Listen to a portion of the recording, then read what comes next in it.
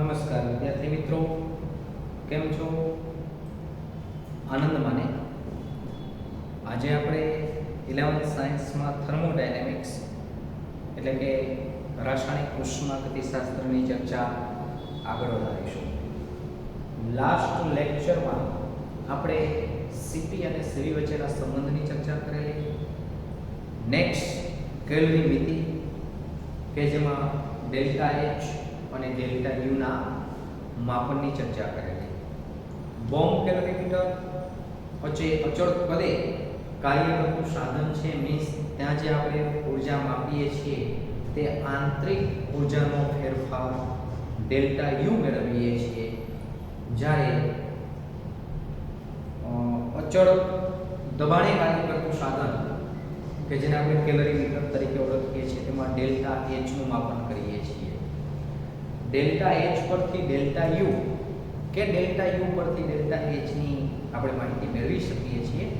પણ સામાન્ય રીતે જે ઉર્જા માપવામાં આવે છે એ તમને ખ્યાલ છે. અચળ કદ હોય તો ડેલ્ટા યુ, અચળ દબાણ હોય તો ડેલ્ટા એચ. નેક્સ્ટ વિદ્યાર્થી મિત્રો, આપણે ટેક્સ્ટબુકના દાખલાની ચર્ચા કરીએ. આગળ વધીએ ટેક્સ્ટબુકના દાખલામાં. તો ત્યાં ટેક્સ્ટબુકમાં 6.7 એટલે કે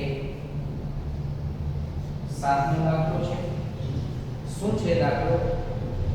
એક પ્રક્રમમાં પ્રણાલી દ્વારા 701 જૂલ ઉષ્મા શોષાયેલ છે. પ્રણાલી દ્વારા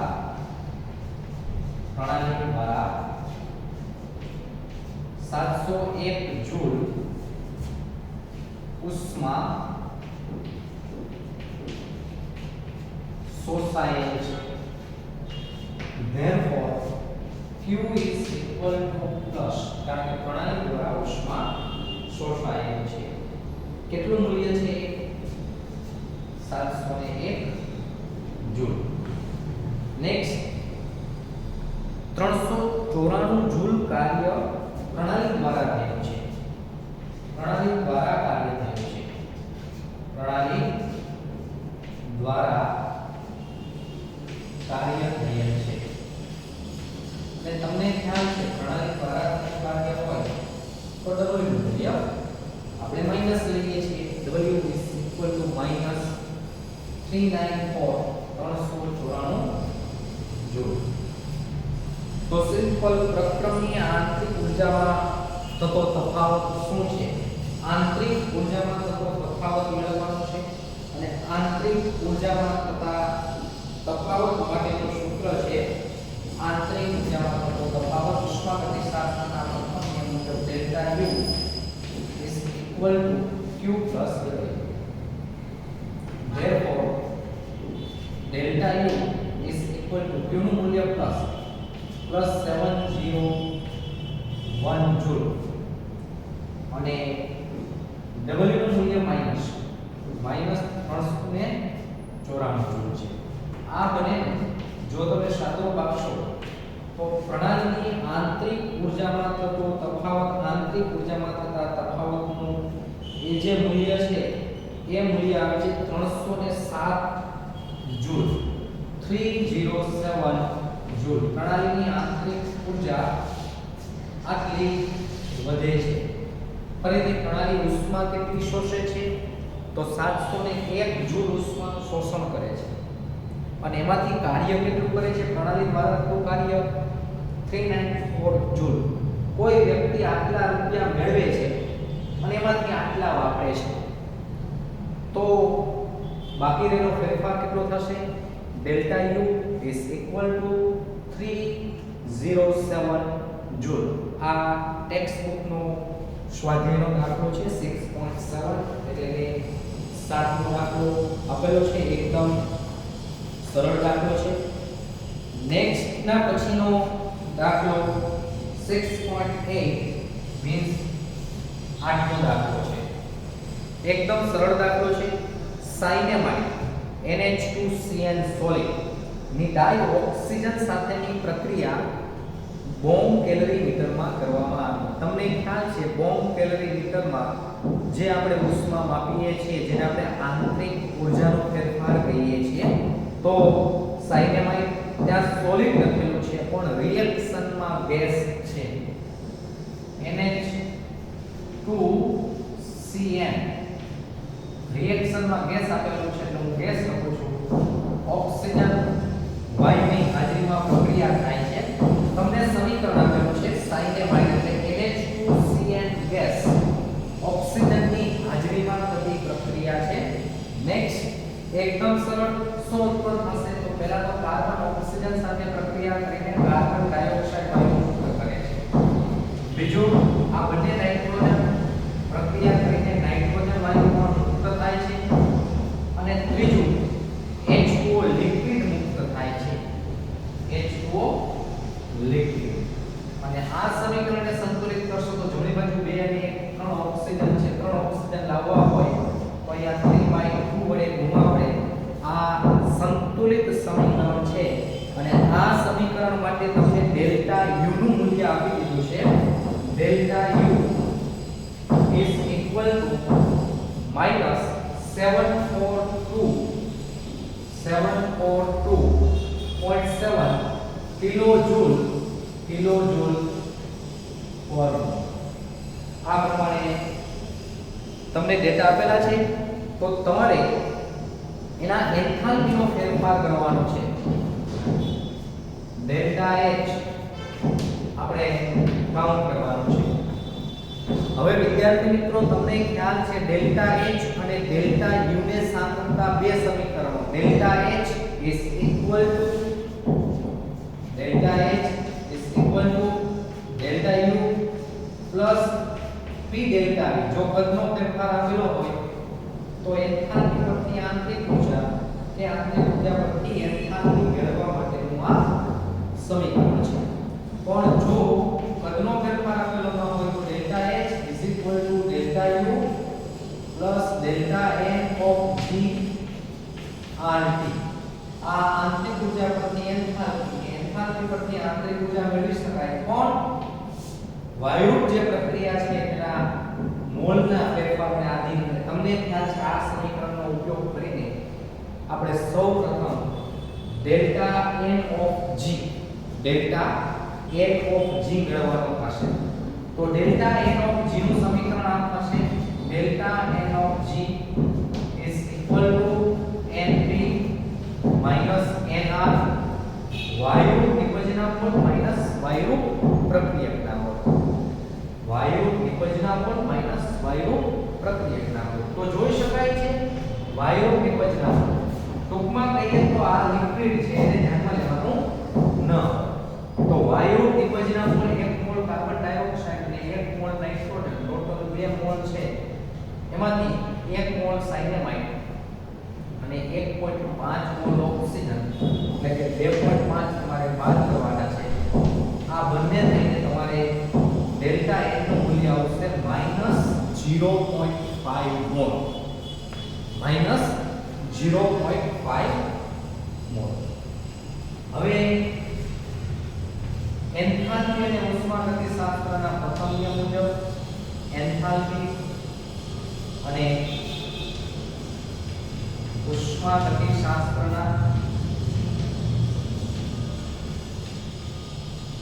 પ્રથમ નિયમ મુજબ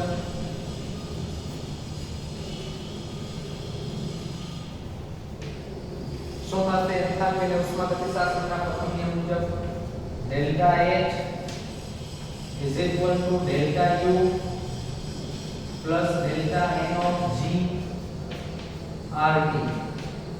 ડેલ્ટા U નું મૂલ્ય તમને આપી દીધું છે -742.7 -742.7 plus in the bracket delta N. Delta N નું મૂલ્ય છે -0.5. જો આ ડેલ્ટા U નું મૂલ્ય કિલોજૂલમાં છે એટલે R નું મૂલ્ય ફરજિયાત કિલોજૂલમાં મૂકવું પડે. જો ડેલ્ટા U નું મૂલ્ય કેલ્વિનમાં હોત તો R નું મૂલ્ય કેલ્વિનમાં, કિલો કેલ્વિનમાં હોત તો કિલો કેલ્વિનમાં. મીન્સ આ બંનેનો સરવાળો કરવાનો છે તો હંમેશા સમાન એકમ હોય એવી ભૌતિક રાશિનો આપણે સરવાળો કરીએ છીએ. તો આ બંનેનો સરવાળો કરવો હોય તો બંનેના યુનિટ એકમ સમાન હોવા જોઈએ. -742.7 કિલો જૂલમાં છે, તો r નું મૂલ્ય પણ તમારે કિલો જૂલમાં મૂકવાનું થશે. તો કેટલું થશે r નું મૂલ્ય કિલો જૂલમાં? 8.314 into 10⁻³ ટેમ્પરેચર, તાપમાન છે 298 ડિગ્રી. આનું તમે સાદું આપશો 298 298 ગુણ્યા 8.314 ગુણ્યા 10⁻³ અને 0.5. આ આખા મૂલ્ય ઋણ થશે, આ પણ મૂલ્ય ઋણ છે, આમ થશે -742.7 માઈનસ આ ત્રણેયનો ગુણાકાર થશે, એનું મૂલ્ય આવે છે -1.238 જેટલું, -1.238 જેટલું, અને આ બંને નો સરવાળો કરશો તો એ જે કિંમત આપેલી છે એટલું મૂલ્ય માઈનસ આ બંનેનો સરવાળો -743.94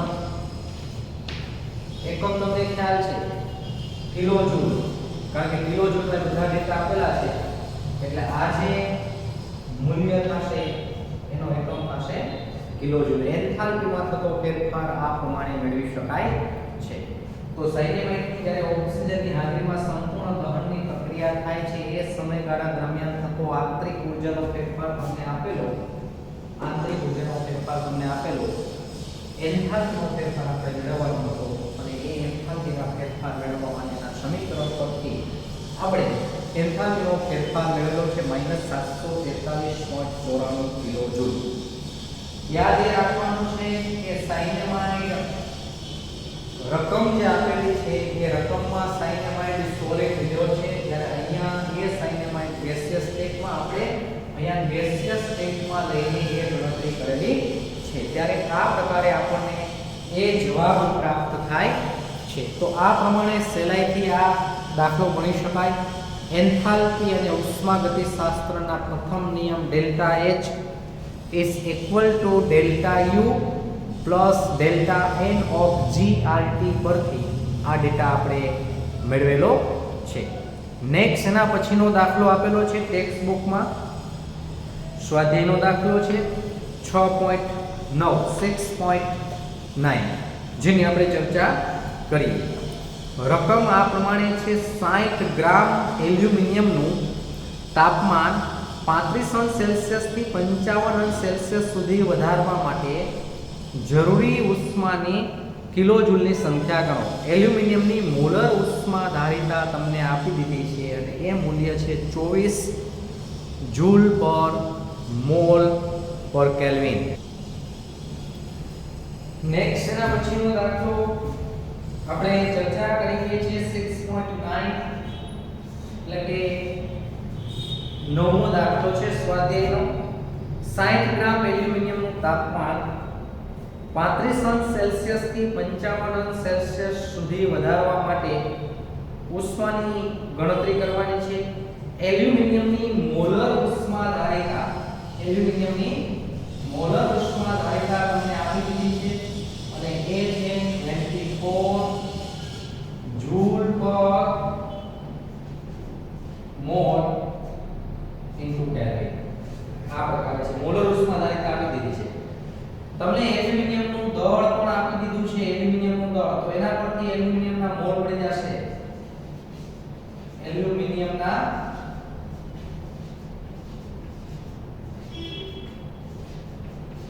મોલ બરાબર દળના છેદમાં પરમાણુ દળ છે 60 ગ્રામ અને એલ્યુમિનિયમનું પરમાણુ દળ છે 27, એટલે મોલ થશે 2.22 મોલ એલ્યુમિનિયમ થશે 2.22 મોલ. નેક્સ્ટ આ ઉપરાંત તમને ડેલ્ટા T આપી દીધો છે. Delta T is equal to 55 minus 35°C. સેલ્સિયસમાં જે ડિફરન્સ આવે એટલો જ કેલ્વિનમાં, હું ડાયરેક્ટ ડેલ્ટા T નો ડિફરન્સ જ લઈ લઉં છું 20 કેલ્વિન. તમારે મેળવવાનું છે ઉષ્મા. એટલે કે Q. મોલર ઉષ્માધારિતા આ પ્રકારનું સૂત્ર છે જેનો તમને ખ્યાલ છે. મોલર ઉષ્માધારિતા means Cm is equal to Q by delta T into N. Molar ઉષ્માધારિતા બરાબર શોષાતી ઉષ્મા છેદમાં તાપમાનનો તફાવત ગુણ્યા પદાર્થના મોલ. મોલર ઉષ્માધારિતાની વ્યાખ્યા પણ તમને ખ્યાલ છે. એક મોલ પદાર્થનું તાપમાન 1 અંશ સેલ્સિયસ જેટલું વધારવા માટે જરૂરી ઉષ્માના જથ્થાને તે પદાર્થની મોલર ઉષ્માધારિતા કહે છે. એક મોલ પદાર્થનું તાપમાન 1 અંશ સેલ્સિયસ જેટલું વધારવા માટે જરૂરી ઉષ્માના જથ્થાને તે પદાર્થની મોલર ઉષ્માધારિતા કહે છે. પણ આપણે તો શોષાયેલી ઉષ્માની ગણતરી કરવાની છે. ઉષ્મા બરાબર n into Cm into delta T. n કે મોલ. કેટલા મોલની વાત થાય છે? તો 2.22 મોલ. 2.22 મોલ. Cm નું મૂલ્ય તમને આપી દીધું છે 24 એનો એકમ છે જૂલ પર મોલ ઇન્ટુ કેલ્વિન અને ડેલ્ટા T તાપમાનનો ફેરફાર 20 કેલ્વિન. કેલ્વિન કેન્સલ થશે, મોલ પણ કેન્સલ થશે, તો જે આવશે એ ઉષ્માનો એકમ થશે જૂલ. અને આ બધાનું તમે સાદુરૂપ આપશો, ગુણાકાર કરશો તો આપણું મૂલ્ય આવે છે 1065.6 જૂલ. આપણે કિલો જૂલમાં કહેવાનું છે 1.066 તરીકે આપીશું 66 આટલા કિલો જૂલ. આ એલ્યુમિનિયમનો જે ટુકડો છે 60 ગ્રામનો, એલ્યુમિનિયમનો ટુકડો જે 60 ગ્રામનો છે એ ટુકડાનું તાપમાન 35 અંશ સેલ્સિયસ થી વધારીને 55 અંશ સેલ્સિયસ કરવું હોય, એટલે કે તાપમાનમાં 20 અંશ સેલ્સિયસનો વધારો કરવો હોય તો 1066 જૂલ જેટલી ઉષ્મા આપવી પડે. એલ્યુમિનિયમનો ટુકડો કેટલા ગ્રામનો છે? તો 60 ગ્રામનો. એનું તાપમાન કેટલું વધારવું છે? તો 35 અંશ સેલ્સિયસ થી 55 અંશ સેલ્સિયસ, 20 અંશ સેલ્સિયસનો શું કરવો છે? વધારો કરવો છે. તે માટે જરૂરી ઉષ્મા કેટલી? તો 1066 જૂલ મીન્સ 1.066 કિલો જૂલ.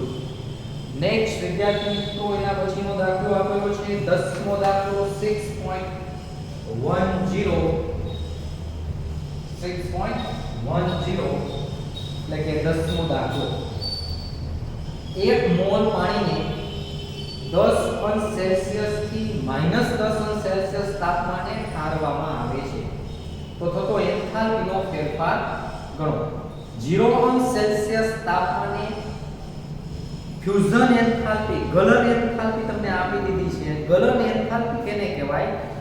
ઘનનું પ્રવાહીમાં રૂપાંતરણ કરવા માટે જે ઊર્જાની જરૂર પડે, ઘનનું પ્રવાહીમાં રૂપાંતરણ કરવા માટે જે ઊર્જાની જરૂર પડે મીન્સ આમ હશે H2O સોલિડ 0 અંશ સેલ્સિયસ તાપમાને છે, એનું રૂપાંતરણ H2O લિક્વિડ 0 અંશ સેલ્સિયસ તાપમાનમાં ફેરફાર નહીં, માત્ર અવસ્થામાં ફેરફાર, આને કહેવાય ગલન એન્થાલ્પી. અને એ ગલન એન્થાલ્પી તમને આપી દીધી છે delta H of fusion is equal to 6.03 એનું મૂલ્ય છે કિલો જૂલ પર મોલ.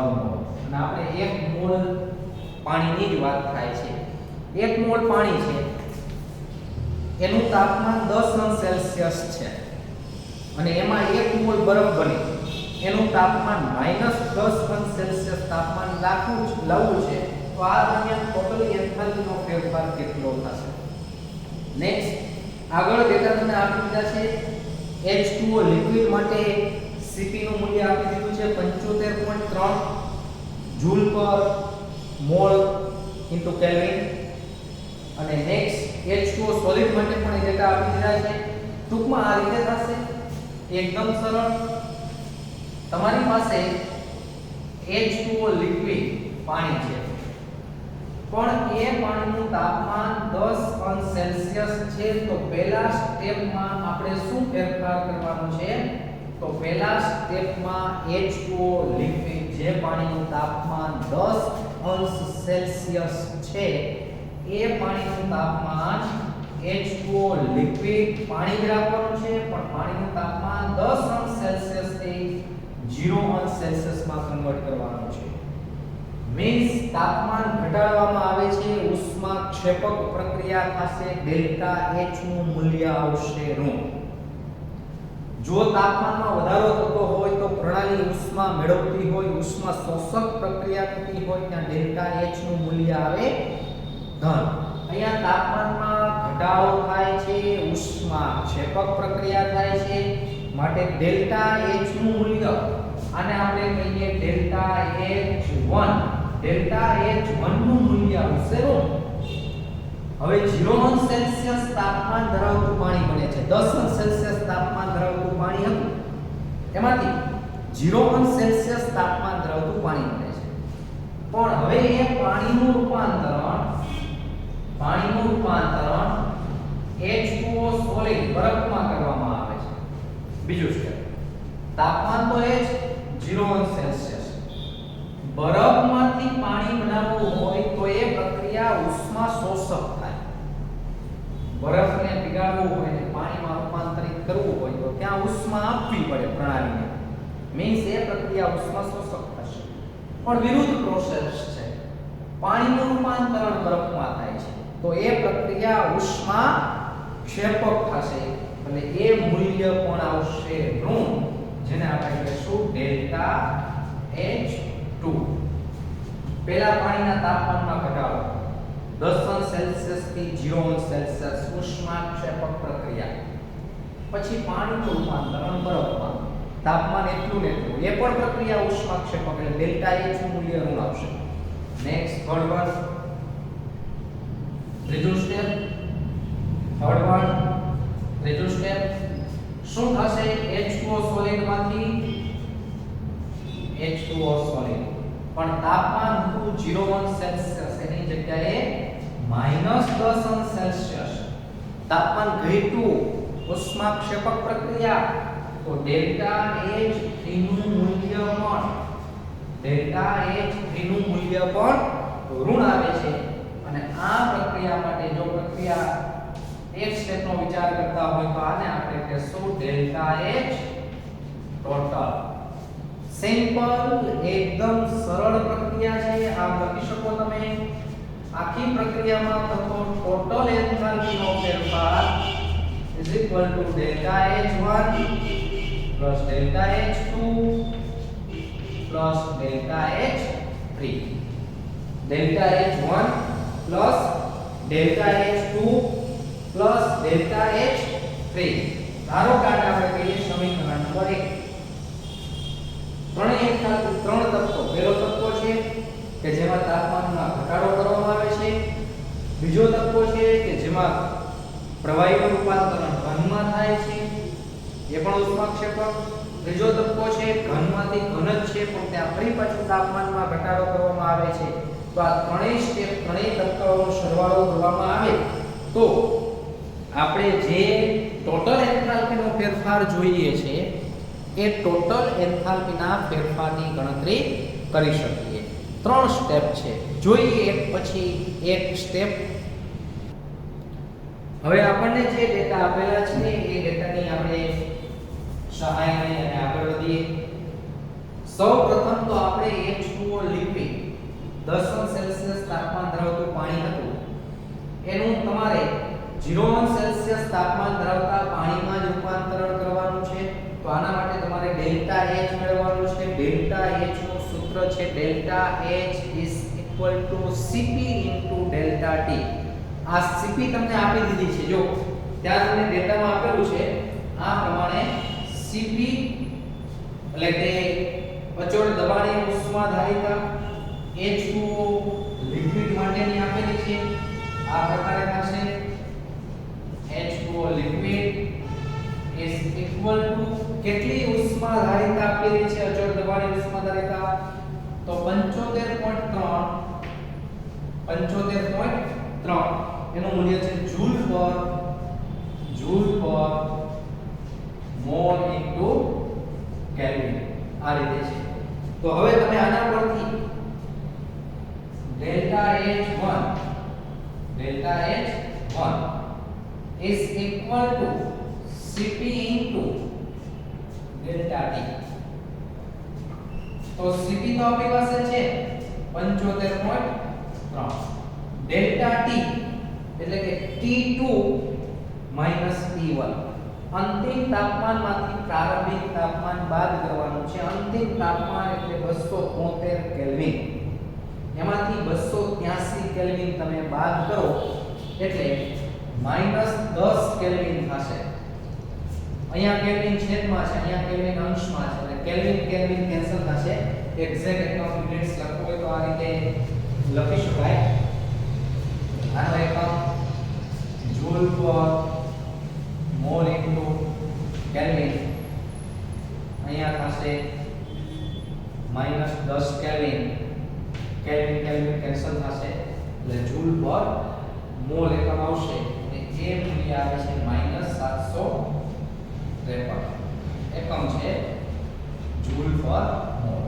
આ ડેલ્ટા H1 નું મૂલ્ય છે ડેલ્ટા H1 નું મૂલ્ય કેટલું આવે છે -753 નેક્સ્ટ બીજો ફેરફાર થાય છે H2O લિક્વિડ નું રૂપાંતરણ H2O સોલિડ માં મીન્સ પાણીનું રૂપાંતરણ બરફનું રૂપાંતરણ પાણીમાં થતું હોય તો એના માટે ડેલ્ટા H ફ્યુઝન તમને આપી દીધો છે કેટલો છે 6.03 કિલોજૂલ પર મોલ પણ અહીંયા શું થાય છે પાણીનું રૂપાંતરણ બરફમાં બરાબર સેકન્ડ વન આ લખી શકાય H2O liquid is being converted to H2O solid 0 degree centigrade here is also 0 degree centigrade પ્રવાહીનું રૂપાંતરણ ઘનમાં થાય છે આના માટે લખાય delta H2 is equal to -6030 કિલોજૂલ પર મોલ કિલોજૂલ ને જૂલમાં કન્વર્ટ કરીને લખાશે જૂલ પર મોલ જો પાણીમાંથી બરફ ઉષ્માક્ષેપક પ્રક્રિયા 0 સેલ્સિયસ તાપમાને વાત થાય છે -6030 જૂલ પર મોલ અને ત્રીજું સ્ટેપ છે પહેલા સ્ટેપમાં પાણીનું તાપમાન 10 સેલ્સિયસ હતું એ ઘટાડીને 0 સેલ્સિયસ કરો છો બીજા સ્ટેપમાં પાણીમાંથી બરફમાં રૂપાંતરણ થાય છે અને ત્રીજા સ્ટેપમાં બરફમાં રૂપાંતરણ તો થાય છે પણ બરફનું તાપમાન 0 સેલ્સિયસ થી -10 સેલ્સિયસ થાય છે તો ફરી પાછું ત્રીજો સ્ટેપ આ રીતે લખી શકાય delta H3 is equal to Cp into delta T Cp નું મૂલ્ય તમને આપી દીધું છે જેમ H2O લિક્વિડ માટેનું મૂલ્ય છે એ રીતે H2O સોલિડ માટેનું મૂલ્ય અને એ 36.8 એનો એકમ છે જૂલ પર mall into kelvin delta T અંતિમ તાપમાન માઈનસ પ્રારંભિક તાપમાન 263 કેલ્વિન માંથી 273 કેલ્વિન બાદ કરશો એટલે -10 કેલ્વિન આવશે -10 કેલ્વિન કેલ્વિન કેન્સલ તો આનો -368 એકમ થશે જૂલ પર મોલ એટલે એ મૂલ્ય પણ -368 36.8 ગુણ્યા 10 એટલે 368 જૂલ પર મોલ છે આ દરેકનો સરવાળો કરશો તો ડેલ્ટા H ટોટલ થશે એ મૂલ્ય આવે છે -7151 જૂલ પર મોલ એટલે કે -7.151 કિલોજૂલ પર મોલ તો આ રીતે 18 ગ્રામ પાણી લીધું હોય એ 18 ગ્રામ પાણીનું 18 ગ્રામ બરફમાં રૂપાંતરણ કરવામાં આવે. પાણીનું તાપમાન હતું +10°C અને બરફનું તાપમાન છે -10°C. એટલે આ પ્રમાણે જો ફેરફાર કરવામાં આવે તો તેમાં ટોટલ થતો એન્થાલ્પીનો ફેરફાર આવે છે -7.151 કિલોજૂલ. -7.151 કિલોજૂલ. તો આ પ્રમાણે એ દાખલો ગણી શકાય. નેક્સ્ટ વધારાના દાખલાઓ આપણે આવતા લેક્ચરમાં જોશું. અહીંયા સુધી આપણે રાખીએ છીએ. વિદ્યાર્થી મિત્રો, તમારે બધી થિયરી વ્યવસ્થિત વાંચવાની છે. એમાં જે સમીકરણો સૂત્રો આવે એ સૂત્રો પર વધુ ભાર આપવાનો છે, કોન્સન્ટ્રેટ થવાનું છે અને સમીકરણો સૂત્રો ખાસ યાદ રાખવાના છે. કારણ કે થર્મોડાયનેમિક્સ ચેપ્ટર એ કેમેસ્ટ્રી માટે જ ઉપયોગિતા ધરાવતું નથી. ફિઝિક્સમાં પણ ઉષ્માગતિશાસ્ત્ર થર્મોડાયનેમિક્સ ચેપ્ટર આવે છે. કોમ્પિટિટિવ એક્ઝામ માટે, એમસીક્યુ માટે ખૂબ ઉપયોગિતા ધરાવે છે. તો તમારે શક્યતઃ બધી મહેનત મોટે ભાગે થિયરીમાં મહેનત પૂર્ણ કરી અને વધુ કોન્સન્ટ્રેશન આપવાનું છે દાખલાના ભાગ પર. દાખલાની એકદમ વ્યવસ્થિત ગણતરી સમજી વિચારીને કરવાની છે. સૂત્રો યાદ રાખવાના છે અને બધા સૂત્રો યાદ રહી જાય પછી આપણે દાખલા ગણવાના છે. સૂત્રો જોઈને દાખલા ગણવા યોગ્ય નથી. તો જેટલા પણ દાખલા આવે છે બધાની ગણતરી તમારે જાતે વ્યવસ્થિત કરવાની છે. છતાં પણ ક્યાંય અટકો તો પૂછી શકો છો. વોટ્સએપ નંબર છે જ.